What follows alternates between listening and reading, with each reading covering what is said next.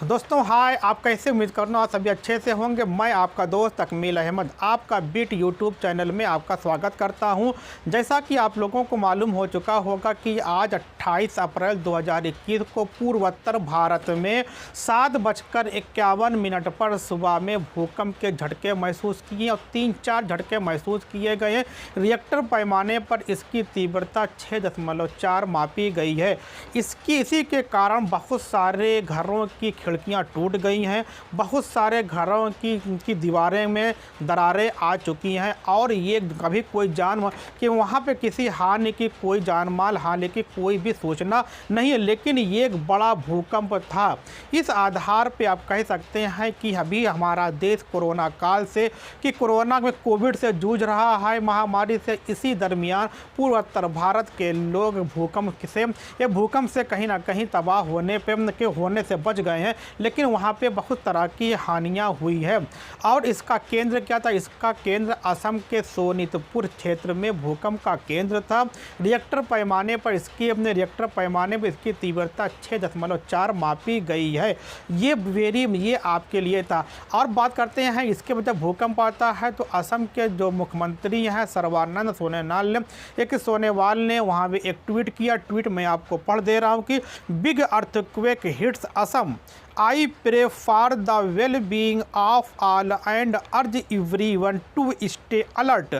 Taking updates from all districts, Assam #earthquake। मतलब कि ये वहाँ के जो मुख्यमंत्री हैं वो कह रहे हैं कि असम में एक बड़ा भूकंप आया हुआ है। मैं दुआ करता हूँ आप सभी लोग ठीक रहें, लेकिन जहाँ पे रहें कि आप अलर्ट रहें, जिससे कि अगर भूकंप के झटके फिर महसूस होते हैं तो आप एक सुरक्षित स्थान पर वहाँ पर जा सकें।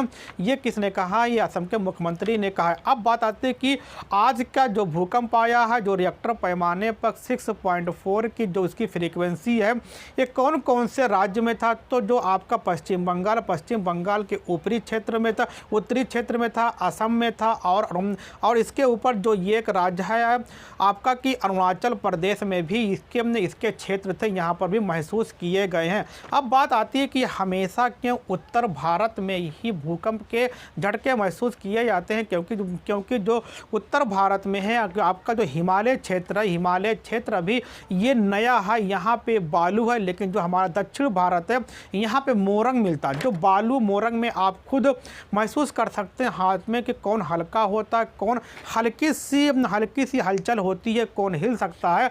इसी के आधार पे क्या होता है, हिमालय क्षेत्र में जितने भी हिमालय पर्वत में जितने भी क्षेत्र हैं वहाँ पे अक्सर भूकंप के झटके महसूस किए जाते हैं।